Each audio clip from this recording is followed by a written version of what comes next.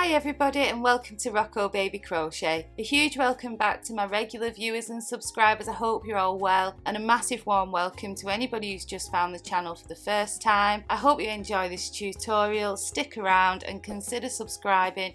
It will mean that you won't miss out on my next tutorial or pattern, and I've got some really fun Halloween patterns planned over the next few weeks, and it'll also support what I'm trying to do over here at Rocco Baby Crochet as well. This tutorial we are going to learn how to do the beautiful Jasmin stitch, and I know I say this about every stitch tutorial that I do, but I really do love this stitch. I think it's beautiful. It creates such a wonderful texture and pattern, and the thickness is just lovely. I'm actually making one for my bedroom right now out of this stitch in a lovely grey yarn, and it looks beautiful. I can't wait to finish it and share some pictures over on our Facebook page. So this sample here was worked up using Red Heart Baby Soft Steps in the colour pink. The tutorial today I'm using Stylecraft Chunky in the colour Duck Egg, but you can use any yarn that you want to for this stitch. I do think it looks lovely in a bit of a thicker, so an Aran weighted or upwards. I think it works up really nicely, and as long as you use the hook that's recommended for the weight of yarn, then that'll be perfect for the Jasmin stitch. So grab your hooks, grab your yarn, grab a cuppa, and let's learn this stitch together.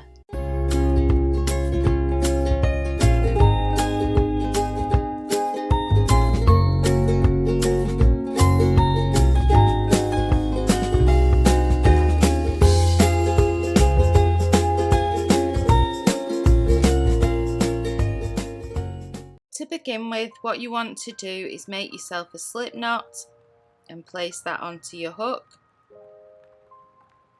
And the Jasmin stitch is worked starting off with a row of puff stitches, and then we build on that to create the height of the projects that we want. To start that off, what you're going to do is chain one, and then you're going to pull up a loop on your hook which is a couple of centimeters in height.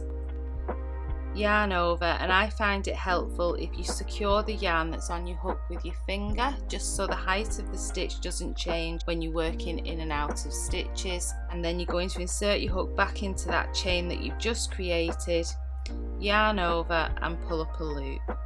And we're going to do that in total 3 times for every puff stitch that we create. So that's 1, yarn over again.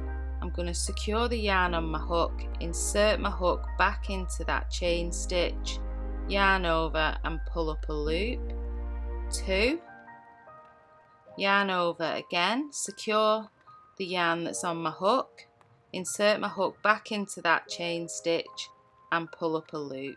So that's 3. If your loops aren't quite the same height, sometimes you can adjust them just by wiggling your hook backwards and forth until they all come to the same height, but keeping hold of the yarn that's on your hook is a really good little technique which helps with that as well.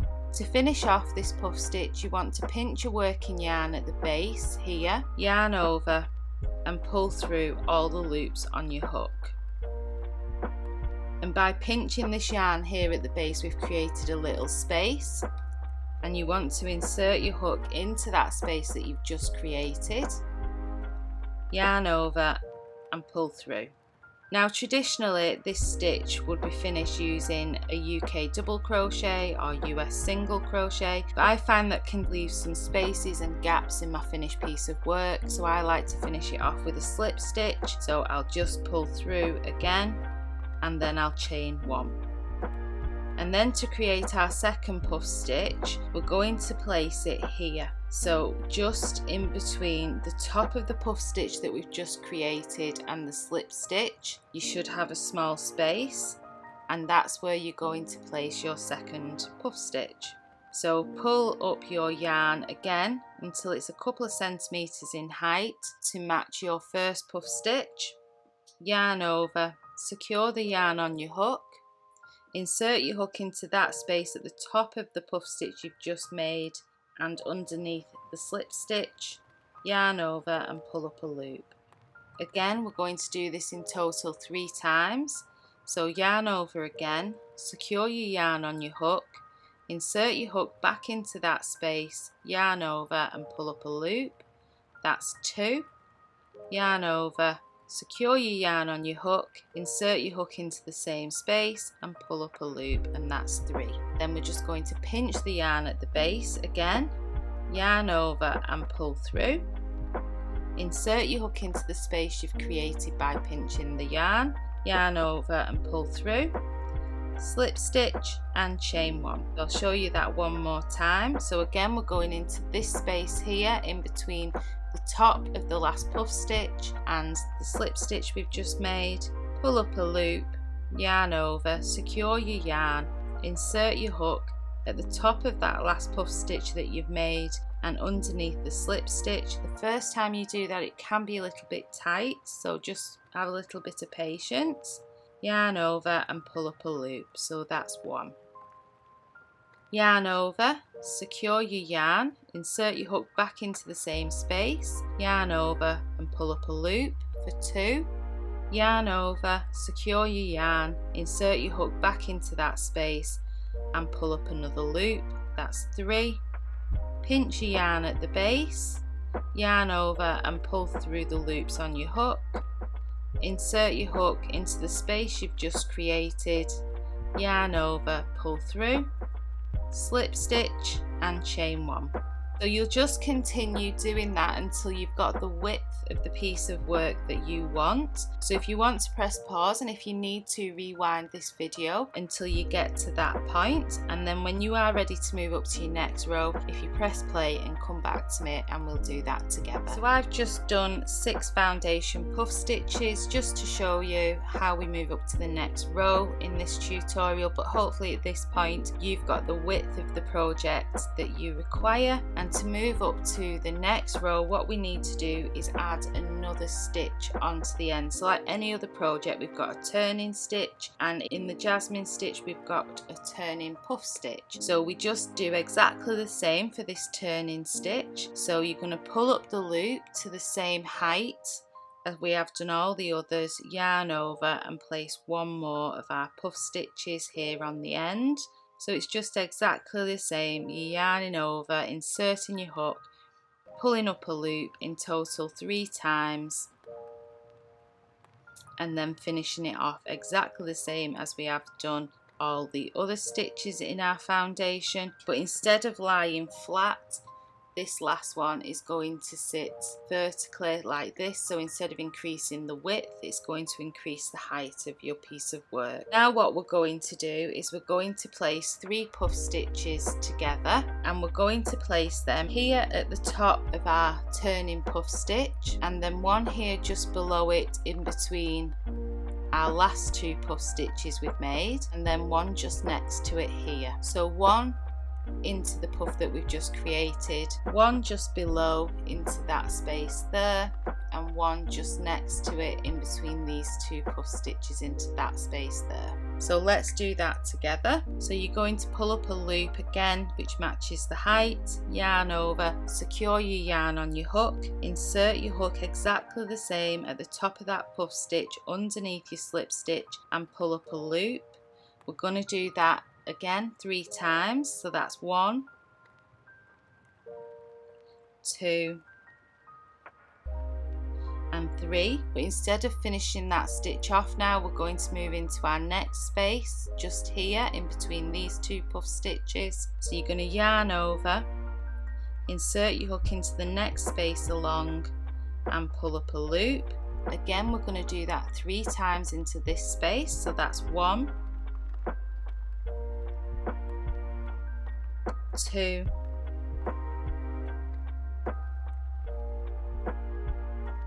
and 3, and then we're going to move into our next space between these 2 puff stitches here.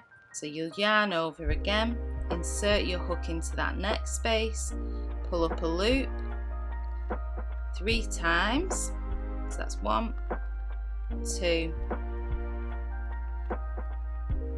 and 3, and then what we want to do is finish it off exactly how we finished off the foundation puff stitches, by pinching our working yarn at the base of that last puff that we've just done, yarning over and pulling all the loops off our hook. So you need to keep your tension quite relaxed at this point, And then once I've pulled off all the loops, I'll just give a little pull back on my tension just to pull them all together, and then pop your hook back into that space we've just created by pinching the working yarn, yarn over and pull through, and then slip stitch and chain 1 again. So where we're going to place our next stitch, let me just show you. So our 3 parts, we're going to place 1 again here at the top of the stitch that we've just created, 1 here below it, and 1 across the side. So 1 where we've just finished our last stitch off, then 1 here and 1 here. So let's do that together. Pulling up your loop, yarning over, secure your yarn and insert it in between the top of that puff stitch you've just made and your slip stitch. Pull up a loop, again we're doing that 3 times, so that is 2 and 3. Then we're going to move into this space here, so yarning over, insert your hook into that next space, pull up a loop, again we're doing that 3 times, 1, 2 and 3, and then we'll move into our next space just here, yarning over, insert your hook and pull up a loop, again we're doing that 3 times, 1, 2 and 3, pinch your working yarn at the base, yarn over and pull through all the loops on your hook. Insert your hook into the space we've just created by pinching the working yarn, yarn over and pull through, slip stitch and chain 1. And you'll just repeat that all the way along. So your next set of puff stitches will go here, here and here. So if you need to rewind this again just till you get into the rhythm of this Jasmin stitch, then once you have, it becomes much easier. Do that or press pause if you feel confident working your way across, and then come back to me when you're ready to move up to row 2. I'm at my last stitch now of row 1, and again I'm going to be placing my combination here at the top of the puff that I've just created, 1 down below and 1 to the side, and this last one just goes into the chain that we made at the very beginning of our piece of work, is where we're just going to be placing that last stitch. So let's do that together. So it's exactly the same, pulling up a loop, yarning over, inserting it in between the top of the puff stitch and the slip stitch, pulling up a loop 3 times, 2 and 3, then move on to your next space, 1, 2 and 3, and then move on to your chain that we started with, and we're doing 3 again, exactly the same, 1, 2 and 3. Pinching your working yarn at the base, yarning over, pulling through all the loops on your hook. Give your tension a little pull if you need to pull the stitches together. Yarn over and pull through again and chain 1. And then what we need to do is another turning stitch. So we need to create another turning puff stitch here. So we'll turn our work, pulling up the loop to the same height, and the turning stitch is just going to go into the top of this stitch that we've just created here, the top of the puffs just below the slip stitch that we did. So pull up a loop, yarn over, insert your hook into that space, pulling up a loop 3 times, so that's 1, 2 and 3. So then grab the base of your yarn, pull through, insert your hook into the space that you've just created, yarn over, pull through again and chain 1. So our next stitch along is going to be exactly the same as we've been doing previously. We're going to start it here underneath that puff stitch that we've just created. Then we're going to move down below to this space and then move one across to this space. So let's just work that one together. Pull up your loop, yarn over, insert your hook, yarn over, pull up a loop 3 times, 1, 2 and 3, then move to the space below, yarning over, insert your hook, pulling up another loop, 1, 2 and 3, and then we need to move into this space here, so yarn over, insert your hook and pull up a loop, 1, 2, 3 times. Pinch the base of your working yarn, yarn over and take off all the loops on your hook. Insert your hook back into that space you've just created, yarn over, pull through, slip stitch and chain 1. And then you'll just work your way across exactly the same, working into the last puff that you just created, 1 down below and 1 to the space to the side. So 1 where you've just worked 1 just underneath and 1 to the side. So if you want to make your way all the way across and then come back to me and I'll just show you where we place our last stitch, and again we'll do the turning puff stitch again together. I've reached my last stitch of row 2, so I just wanted to show you where we're placing the last part of this stitch. So we're going here as we have done previously, just the same, 1 down below, just the same, and then we need to do 1 here. So if you turn your work towards you a little bit, you should be able to see this little V, which is just here, and that's where you're going to be placing your hook to pop your last parts of those 3 puff stitches together, just under that V there.